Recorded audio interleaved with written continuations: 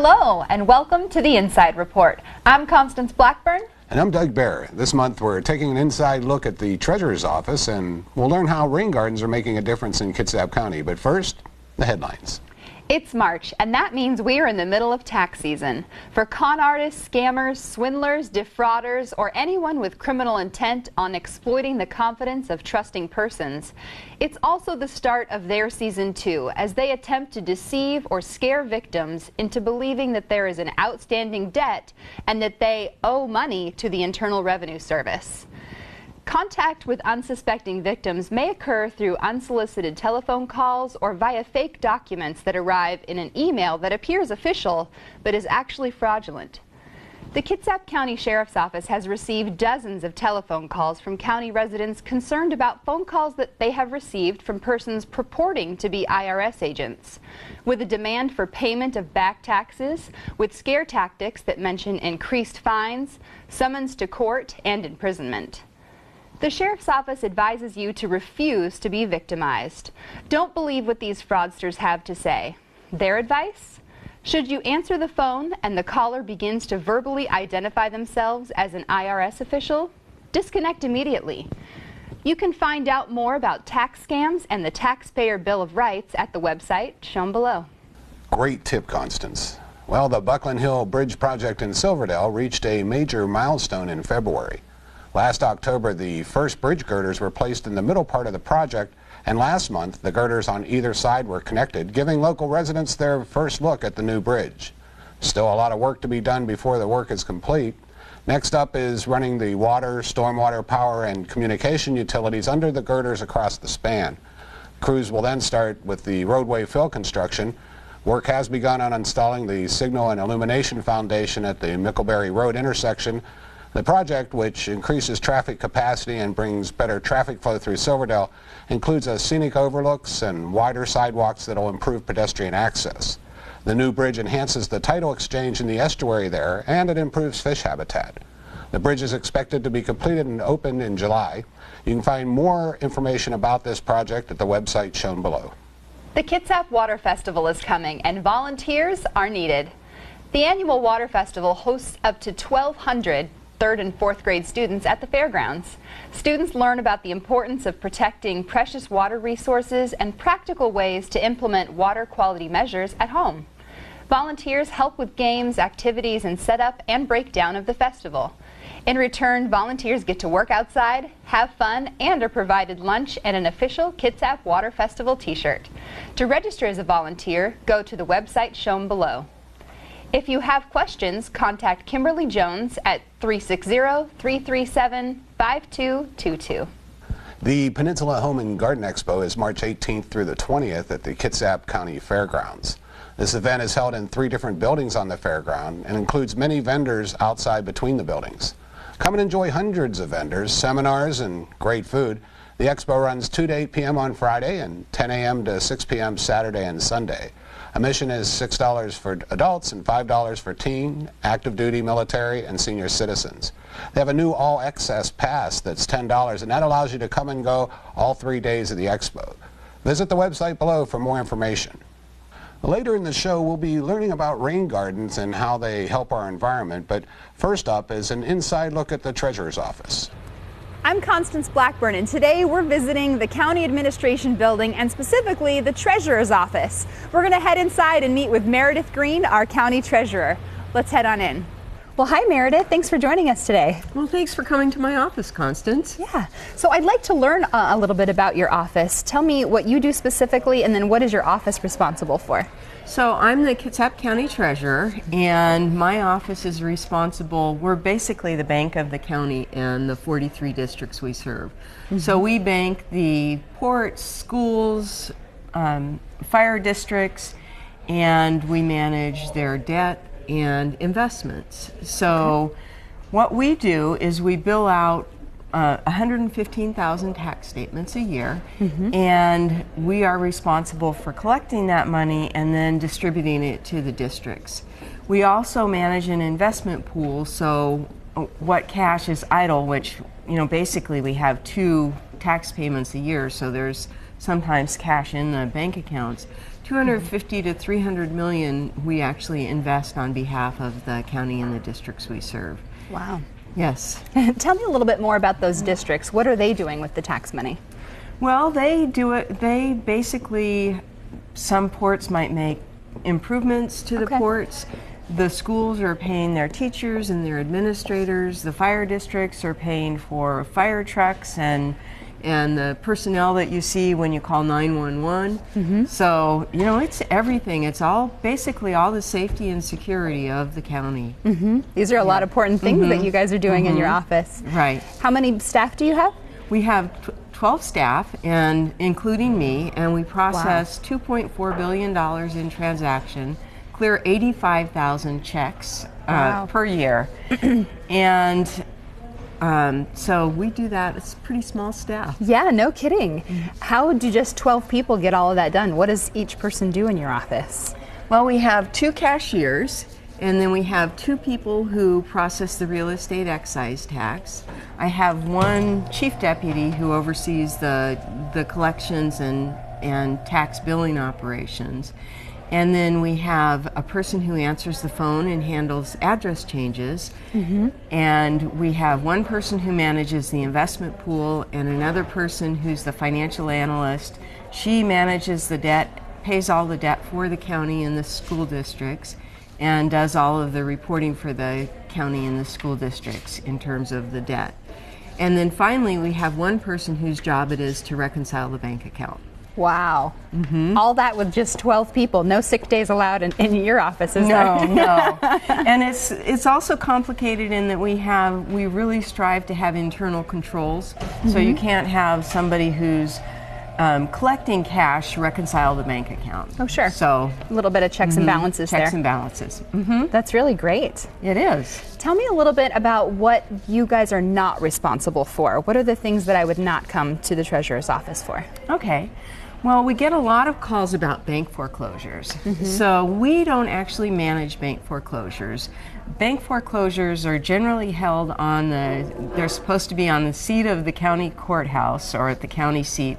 So they're basically right outside the door where we're standing right now or across the street at the courthouse. When we handle foreclosures, we only foreclose on people after they've been more than 3 years delinquent. And we do that online now. So let's go to my office right now, and I want to introduce you to Coffee Oasis while we're on the way. Great.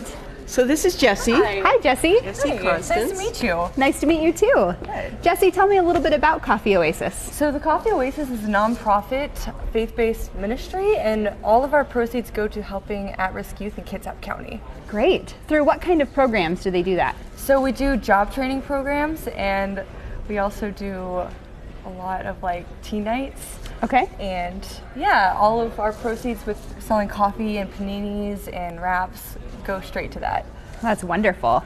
I know that you have the location here inside the county administration building, so everyone here at the county can come here for lunch or for their important coffee in the morning. But what other locations do you have? So we have two locations in Bremerton, one on Burwell and then one on 6th and Veneta, and then we have 2 in Port Orchard, one here, and then one on Bay Street, and then we have one in Paulsbo. Wow. So that's really great. Yeah. How long has the organization been going, do you know? Since 1997. Wow. That's wonderful. Thank you, Jessie. Let's head back to the office. Great. Well, Constance, this is my office. Oh, it's great. Isn't it nice? It is. Now that we're in here, Meredith, can you show me what the community can do to go online and look up information on their taxes? I'd be delighted to do that. Great. So the first thing I'd like to show you is parcel search. So a taxpayer can come in and look at information for the property. They just put in either an address or parcel number and press enter. So this is a new parcel search system that we're rolling out this next couple of weeks. So here's the description of the property. If they press on the details tab, they can get information regarding the property location, buildings and improvements on the property, sales history, tax levies and assessments, or receipts. So we get a lot of questions from people regarding what did I pay last year, because I need to file my taxes for this year. So they can look up the receipts that they paid, and then they can download that information and save it to their desktop if they want. And basically this would be a listing of the tax payments that were made for the year. They can also look, if they look at their tax bill and go to view their tax bill, from there they can either pay it or they can look at details on the tax bill. So this is the property description. Here's the value. Here's the levy information, and if they click on this, they can see the components of the levy. They can see that in this particular case, 37% of the taxes were actually voter approved, and that's mostly fire and EMS and school districts. And then if they click, so they go down to the bottom and they can see the payments that are due, the first and second half payments. And then if they click on this general tax distribution, they can get information regarding how their taxes have changed over the years. Wow.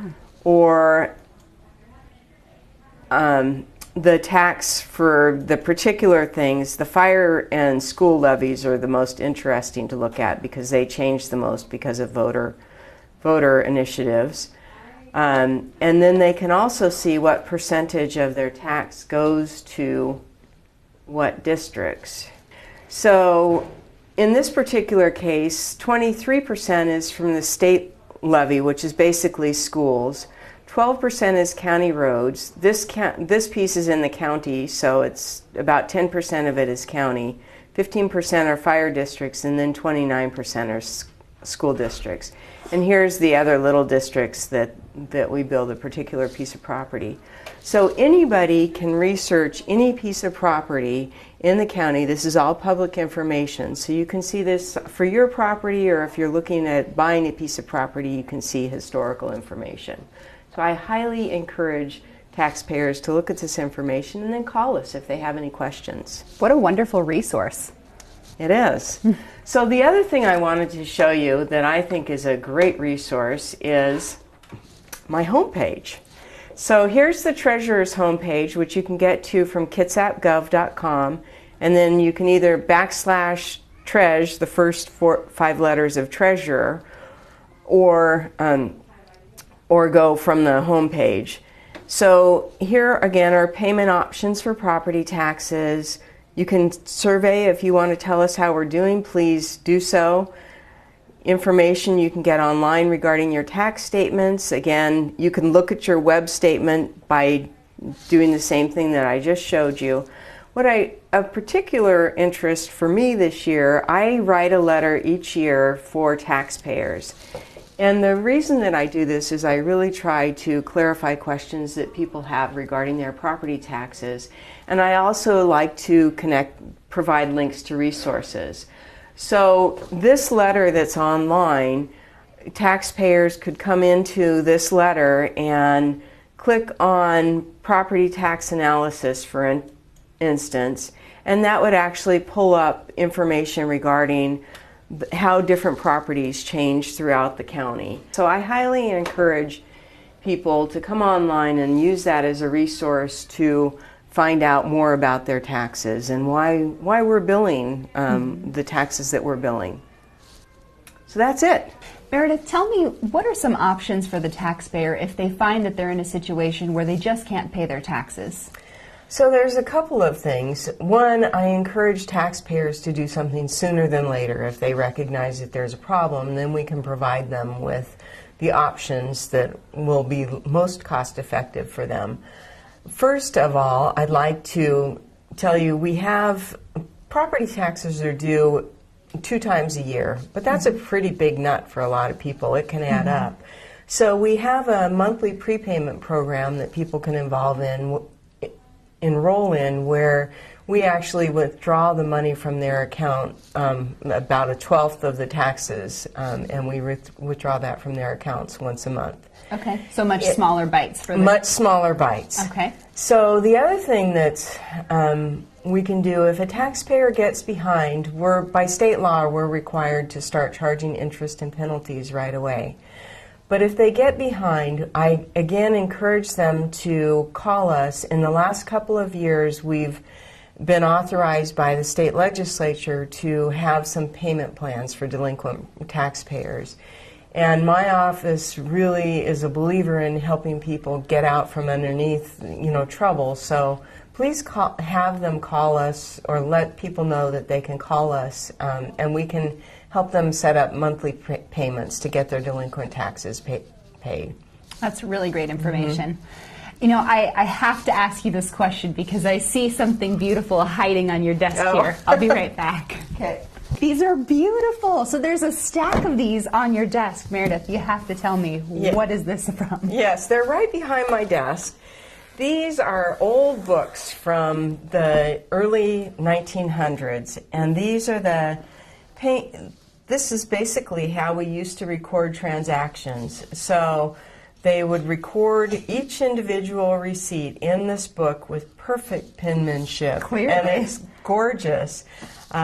I have just a few books from that time period, but it's a lot of fun to see how we used to do things. Absolutely. Well, I've really enjoyed visiting your office and learning more about what you do. Is there anything else you wanted to share? I want to tell you a little bit about our Performance Excellence Across Kitsap program. It's we call it PEAK. And what it is a few years ago, we've always been about process improvement in the county and doing things as efficiently as we can.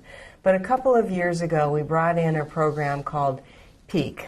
For instance, in my office, we came in and looked at our cash receipting process. So we used to have 2 binders a month that we filled with cash receipts from the districts that we serve. And each day we'd process those things by hand, and then we'd reconcile them, and there would be problems because we couldn't read people's handwriting. Now we've actually automated all that information, and we worked with the districts to develop a process, and we have cut probably half the work out of that process. That's great. And the other thing is probably about 15 minutes after we close the doors, we're balanced. So sometimes that actually took us, quite a bit of time. Sure. And now it's done like that. And it's things like that took us from this at the beginning of the 1900s to about twice the staff that I have in my office now in the 80s, and now half the staff that we had then. So, wow. We couldn't do that without continually improving our processes. And I'm excited that I'm the PEAK sponsor for the county, so it's been fun to get to work with other organizations like the sheriff and DCD to improve their processes, and work with Andy Hinto, who's heading that up for us. So I'm the PEAK cheerleader. That's a lot of fun. I really did have such a great visit with Meredith Green, our treasurer. Well, I know you spent some time inside, but I got an opportunity to spend some time outside. Let's go take a look at rain gardens. Today I'm with Mindy Phone. Mindy is the water quality manager for Kitsap County Stormwater program, and we are situated in front of a water feature in a wonderful home outside of Bremerton. Mindy, can you tell us a little bit about stormwater? I know most of us live here because of the natural beauty that we have in Washington, and water is a key part of that. So what is the stormwater program, and what does it do? Well, the stormwater program in Kitsap County it's built to address water quality issues and water quantity issues. So as we build roads and houses and our businesses in the Kitsap region, what happens when it rains is when the water falls on those surfaces, those impervious surfaces, it just rushes right to our streams and to our bays. On the way to the bays, it picks up pollution from our everyday lives, Sure. things like fertilizer, dog waste, and then also at the same time, that rapid runoff will then erode our streams and carry sediment into the bay, but also it impairs or degrades stream habitat for fish. So finding something to do with that. I mean, we don't really have water treatment plants for what goes in, and ultimately, doesn't all of our water end up in Puget Sound? It does. It does. So in Kitsap County, we have the Stormwater Management Program, which is a partnership program called Clean Water Kitsap, and it's a unique nationally recognized program made up of multiple partners to address all these impacts in order to reduce flooding, prevent pollution, and restore fish habitat. And so I know that each of us that are homeowners pay a certain stormwater management fee, and it's part of that fee that goes towards funding this program? Exactly. Every home and in unincorporated Kitsap County pays into this fee, and also the commercial properties pay into the fee. And so what type of things does Clean Water Kitsap do? Well, what we do is we go out and clean the stormwater system and maintain it. We clean the pipes and the catch basins, which is really important because if you clean that material out, it won't flow into the bay. Another part of our program is Kitsap Public Health District. We fund their pollution identification and correction program, and they basically work to protect public health from bacterial pollution and also to upgrade shellfish beds. We also fund WSU Extension, and they run terrific education programs. You can take a stream stewards training program. You can become a rain garden mentor. They do a really great job, and they're a great partner. And then also we fund part of the Kitsap Conservation District. One of the programs I know that helps homeowners with that is the Rain Garden program. Can you talk a little bit about that? Yes, the Rain Garden Cost Share program is really the opportunity for homeowners and small commercial property owners to get involved with managing runoff on their property. And it seems like your own property is a small contributor, but it all adds up. And so we're finding that we're fixing things at larger scales and medium scales, and if each of us infiltrates water or cleans the water from each of our properties, we can only add to the benefit downstream. So the cost share program is just like it sounds like. We share the cost for installing things such as rain gardens or permeable pavement, also soakage trenches, planting trees, and amending soils. You get free technical assistance, site visit. They'll often do the designs for the modifications to your property. And then there's a $1,000 cost share, up to $1,000 reimbursement. And how would I find out about that program? You would call the Kitsap Conservation District. Their phone number is 204, area code 360, 204-2559. Well, great. Well, we want to thank Mindy for being with us. In just a moment, we're going to meet Sherry. Sherry's going to take us around this lovely home and some of the things that she's done to help water quality in Kitsap County. Well, I'd like to introduce you to Sherry Canode. I've been able to have the privilege of spending a little time walking around on her property. And as Mindy mentioned, there's many things that we can do as individuals that help preserve water quality. So, Sherry, why don't you tell us a little bit about what motivated you to do this, and then maybe we can take a look around and see some of the things you've done. All right, thank you. I will. Our particular home has a engineered bioswale on it, which means that our home is the house on the bottom of the hill that collects the rainwater that comes down and sheets down the road and from the other yards in the neighborhood. So in watching that, I was very concerned about the quality of the water because it goes into the swale and essentially it goes right into a drain pipe and right out into the Port Washington Narrows. So with that in mind, I worked a little bit with the county. Eventually I learned about rain gardens and I got excited about that and thought, that sounds like a good way to go. It would help catch some water, would help to filter that water, and when it finally makes its way back into the Port Washington Narrows, it should be cleaner than just, it'll filter out the car oils and all the other silt and things that come down off the hill. Great. Well, let's go ahead and take a look at some of the other features you have here on the property. Okay. Wow, this looks really nice. Well, thank you. So what are we looking at here, Sherry? Well, there are 3 cells to the rain garden, and this is the first cell. And this cell is the cell that does the ponding. So we have some rocks over here. Under the rocks is actually an inflow pipe that you don't see. Oh, really? That comes from a different section of the yard. It comes from the permeable parking area, and there's pipes in there that have holes in it, and that drains the water into the rain garden. Oh, nice. And this also collects everything coming up off that does. hill. It collects a lot of water that comes down the hill, and that water will seep into the rain garden right along the rock area. This then ponds, and eventually this ponding will seep into, and there's 3 cells, so if this one overflows, if we get a tremendous amount of water, that will overflow into the next one. And each one then will hold and preserve the water to let it filter in and soak into the next And the plants that you have in each cell, is there anything particular about those plants? Yes, there's 3 sections to a rain garden. There's called 3 zones. There's zone 1. Zone 1 is where you put your plants in that their roots don't mind standing in water. Oh, okay. And then up the bank is zone 2, and then at the top of the bank is zone 3. So these plants that you see here are different kinds of grasses and sedges. And these, and also the red twiggy dogwood and the yellow twiggy dogwood, and they're native plants.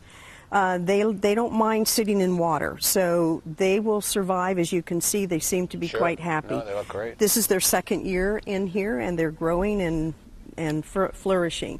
And then up the bank, you put plants that don't mind if their roots are a little bit wet, but during the summer when it's dry, then the roots will be dry. And at the top are plants that don't really like to have their roots wet. And so did the information you got as being part of this program help you select those plants? Yes, the Rain Garden program, the Rain Garden Mentor and the Rain Garden program through Kitsap County is just wonderful. This is the end of the 3 cells of the rain garden, and at this area where you see the berm, there are actually some pipes hidden here that allows for some of the large water volume to overflow and bypass some of the rain garden so that this doesn't get totally washed out in a heavy rain situation. And those pipes are allowing that water to flow. Normally the rain garden in here, this water actually just soaks in. You don't see the basis of it, but there's sand underneath this, and there's quite a bit of compost in here, and that captures that water and holds it and allows it to soak in, and it filters out. The water then that comes through the pipe goes into this engineered bioswale, which has a trapezoid shape to it. And in there is grass that can withstand large quantities of water throughout the winter time. Well, let's take a walk down here to this end. Can we go this way? Sure. Great.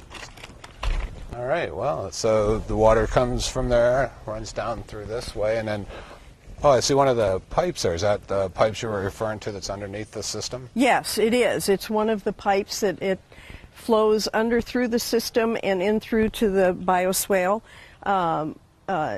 As you can see, there's water flowing in this, and it looks like it's just standing water, but it's very slowly trickling into the outflow grate. And that's how they engineer the swale. Yes, it's engineered that way. And so it comes through here, and then where does that go? That actually goes into a large pipe that goes under the road and right out into the Port Washington Narrows. Well, that's amazing. And I think many homeowners don't realize the impact that they have in their own neighborhood with the amount of chemicals that they might use on their lawn. We put no fertilizer, no man-made fertilizer on this. It's all done through compost. Nice. And we use just natural arborist chips in compost and just things that come from nature back into the yard, and it really keeps the yard in a very healthy state. Well, and you had mentioned a little earlier, you're not done yet. And no, we're not done. It's a living program for right, you. It is. This will probably take me another summer or 2 to finish planting, because the whole yard used to be in grass, so we took all of the grass out. And I had always heard that if you replace the grass with native plants and other plants, you'll attract the birds, and it's so true. Oh, really? Yeah, we're attracting so many birds, and of course raccoon and deer. But you know, the native plants bring the animals, and it's fun. Well, we want to really thank you, one, for sharing your story with us today. Sure.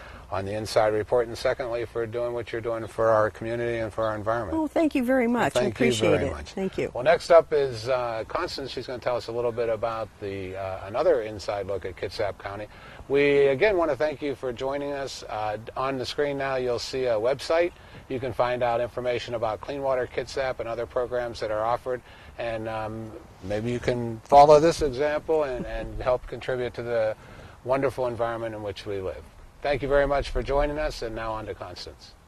Well, that wraps up this month's edition of the Inside Report. We'll be back with more next month.